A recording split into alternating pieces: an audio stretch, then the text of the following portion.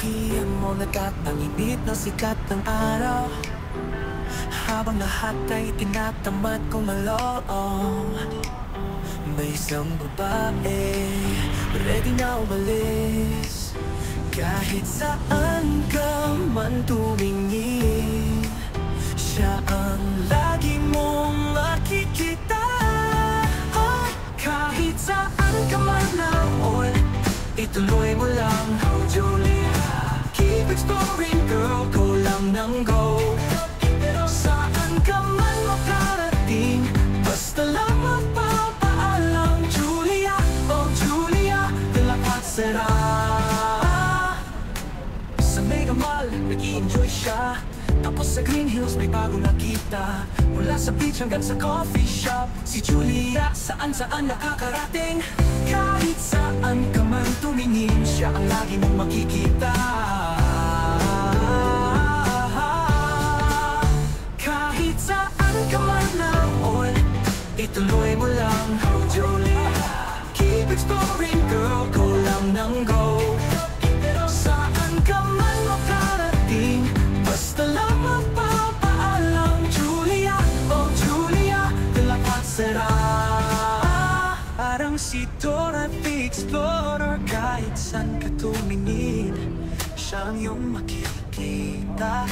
Batanes hanggang Sulud, SM North to SM South, ang babaeng Lakwat Sera. Ang pangalan ay Julia. Kahit saan ka man naroon, ituloy mo lang, go Julia. Keep exploring girl, go lang ng go. Keep it up, saan ka man makarating, basta lang magpapaalam. Julia, oh Julia, oh Julia. 12 PM on the dot sa ilalim ng buwan. Habang lahat ay tahimik, lahat ay natutulog. May isang babae, naglalakwat siya.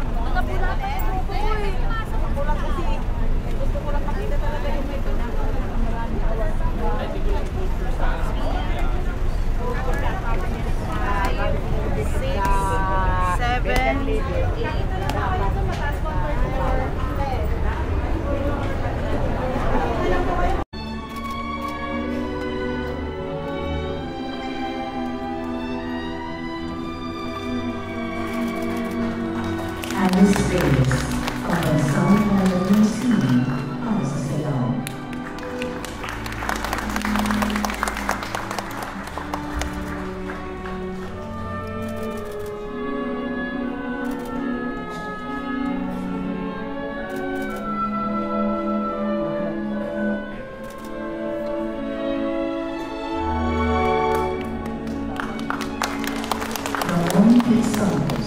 Pambansang malagandang scene para sa musika.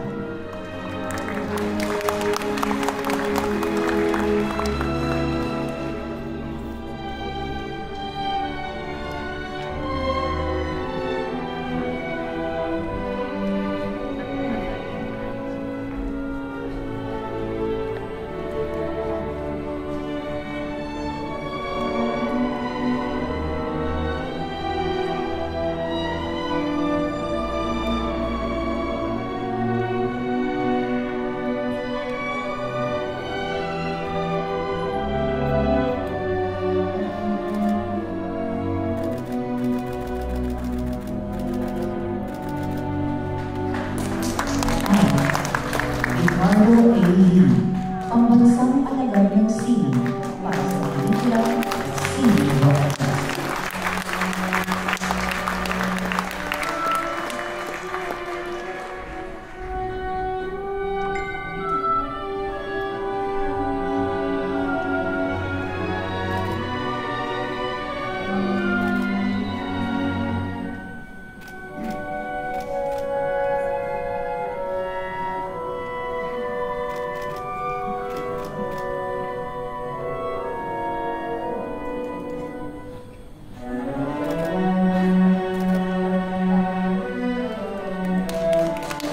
Pambansang alagad ng singing para sa pelikula Singing Broadcast. Ricardo A. Lee.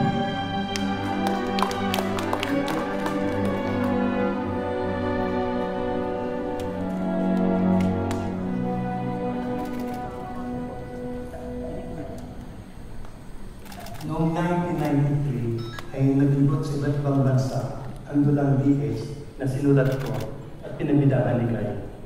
Nagpunta kami sa Central Park sa Hong Kong. Daan-daang DH ang nandoon. Halos bawat isa ay niyayakap ni Guy, kinakausap. Kinukumusta kung ano ng mga problema nila. Noong alis na kami, tumingon ako at nakita kong tumatakbo sa kalsada ang mahigit 10 DH. Lumuluha habang humarap sa pan. Naisip ko, bakit ganito ang epekto ni Guy sa mga tao? Bakit sila umiiyak?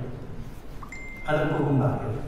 Dahil nakikita nila si Guy sa kanilang mga sarili, sila si Guy. Una kong nakilala si Guy nang gawin namin ang himala. Noong gabi, bago ang shooting ng finale, kung saan sinabi niyang walang himala, nirevise ko ang buong monologue. Sinabi ni Isma kay Guy, 1 take lang tayo bukas dahil 3,000 ang extra at 8 ang camera. Opo, direct, sabi ni Guy. Kinabukasan ay dineliver ni Guy ang monologue sa harap ng libong mga tao na karamihan na Ilocano at di naiintindihan ang sinasabi niya. Pero nasa puso ni Guy ang masa. May paraan siya ng pagkonekta sa kanila na hindi laging nangangailangan ng mga salita. Naging matalik na kaibigan ako ni Guy nang gawin namin ng Andrea, paano ba ang maging isang ina na siya ang producer. May nagpasabi kay Guy na makakapasok lang daw ang Andrea sa Metro Manila Film Festival kung babaguhin ang ending. Doon kasi sa ending ay binaril si Andrea ng mga sundalo, point blank sa ulo. Dapat daw ay nagtatangkang tumakas si Andrea, kaya siya binaril. Huwag na lang natin isali kung babaguhin ang ending, sabi ni Guy. Nanindigan siya. At tinanggap pa niya ng Andrea kung saan naka-grand slam siya as Best Actress. Rebelde si Guy. Sa loob ng 7 dekada ay nilabanan niya ang status quo. Binago niya ang kolonyal na pagtingin nagsasabing mga mapuputi lang at matatangkad ang maganda sa puting tabi. Ginampanan niya ang papel ng mga babaeng palaban at ng katotohanan. Naging madre siya, bilanggo, lesbian, NBA, OFW, kapit, anak na naging agaw ng ina sa pag-ibig, alalay at saikon, turbida, muslim, igorota, binokot, may demensya, mamamatay tao. Sa isang panahon, hindi tanggap ng mga tao na namamatay ang bida sa ending. Namatay siya sa 3 taong walang Diyos, himala, nako ng pag-ibig, Andrea, Lord Contemplation, at iba pa. Marami siyang binasa at binagong paniniwala. Ipinakita niyang mahalaga ang nararamdaman ng mga taong nasa gilid ng lipunan. May mga boses na kailangang pakinggan. Pinili niyang wag lang maging superstar, kundi maging isang tunay na artista ng bayan. Nilagyan niya ng hugis ang ating mga damdamin. Binigyan niya ng direksyon ang ating mga aspirasyon. Binigyan din niya tayo ng pag-asa at tinuro ang pwede tayong lumaban upang matupad ang ating mga pangarap. Pinakita niya sa atin ang kapangyarihan hindi natin akalaing meron pala ang ordinaryong tao. Ginawa niyang totoo ang ibig sabihin ng singing. Minsan, nang tanungin ko si Guy kung bakit laging malungkot at puno ng damdamin ang mga mata niya, sabi niya, pinag-iit daw kasi siya ng ina niya sa Mater Dolorosa, yung birhen na may 7 bunyal sa puso. Kaya siguro kahit na nakatawa siya, sa mga mata niya ay may lungkot pa rin. Puno ng contradiction si Guy, simple pero komplikado. Laging nakangiti pero sa loob ay maraming takot. Sobrang mahiyain, pero sentro ng atensyon. Napakataas at nasa pedestal, pero napakadaling maabot. Isang taong ordinaryo na extraordinaryo. Sa loob ng halos 7 dekada, tayo mga ordinaryong tao ay ginawa rin niyang extraordinaryo. Kaya siguro madalas hindi natin malaman kung anong gagawin sa kanya. Hahangaan lang ba natin siya? Sasambahin, gagayahin, pag-aaralan? Bata pa man ay inangkin na natin siya. Hiningin natin ang boses niya, ang buong buhay niya, at ng pamilya niya. Ang katahimikan niya. Pinakialaman natin bawat galaw niya. Hiningin natin maging ganito siya, maging ganoon siya. Binansagan natin siya ng kung ano-ano. Tinanggalan ng boses hanggang hindi na makakanta. 2 beses na pinagkaitan na maging national artist. Iniwasan ng maraming producer dahil marami daw sakit. Mahirap daw makatrabaho. Kalat na kalat ang mga kwento kung gaano kagalante si Guy. Kapag may nangangailangan, paputangin niya agad. Ang sweldo niya sa last shooting day ay ipinamimigay niya sa crew at iba pang mga tao sa set. Namigay siya ng pera sa mga preso nung shooting ng Proton Relasyon. Hindi naging madali ang buhay ni Guy itong mga nakaraang taon. Marami siyang sakit at naghirap siya. Halos walang mga ari-arihan. Pero hindi pa rin siya tumigil ng pag-isip para sa kapakanan ng iba. Gusto niyang magtayo ng isang foundation na tutulong sa mga fans at iba pang nangangailangan. Buong buhay ni Guy, nagbigay siya ng nagbigay hanggang sa halos wala nang natira sa kanya. At tayo, dahil nasanay na tayo, siya ang bigay ng bigay. Madalas ay nakakalimutan natin na siya man ay may mga pangangailangan din. Kaya sa gitna ng ating pagdadalamhati ngayon, gusto natin sabihin sa kanya, Guy, sa ngalan ng milyon-milyong mga taong pinupraw mo, iyakap mo, pinahid mo ang luha, binago mo ang buhay, tanggapin mo ang aming walang hanggang pasasalamat. Nagpapasalamat kami na nabuhay kami sa isang panahong naririto ka. Minsan lang nangyayari ang isang normal. Pero di pa tapos ang kwento mo. Nagsisimula ka lang. Ang pangalan mo ay pangalang sasabitin namin lagi nang walang pagod sa mga susunod pang henerasyon upang hindi nila makalimutan kailanman na minsan sa isang ginintuang panahon ay may isang bituing walang bukas na nagdingning sa kalangitan ng ating mga buhay. Minahal mo kami ng lubos, maski na halos ay wala nang natira para sa sarili mo. Hayain mo, mahalin ka rin namin hanggang sa walang hanggan. Maraming salamat.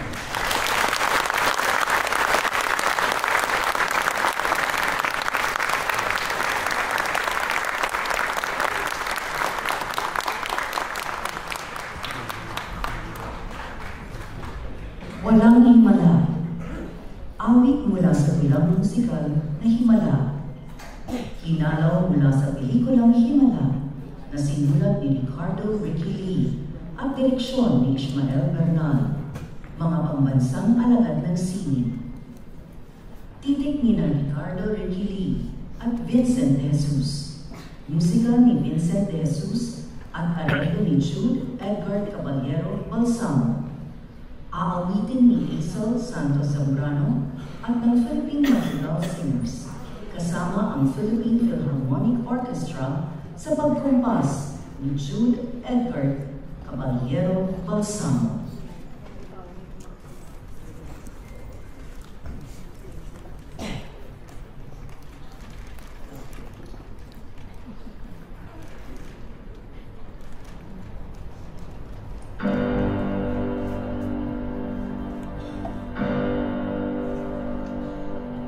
Lahat kayo'y natawag ko dahil may ibig akong ikaw.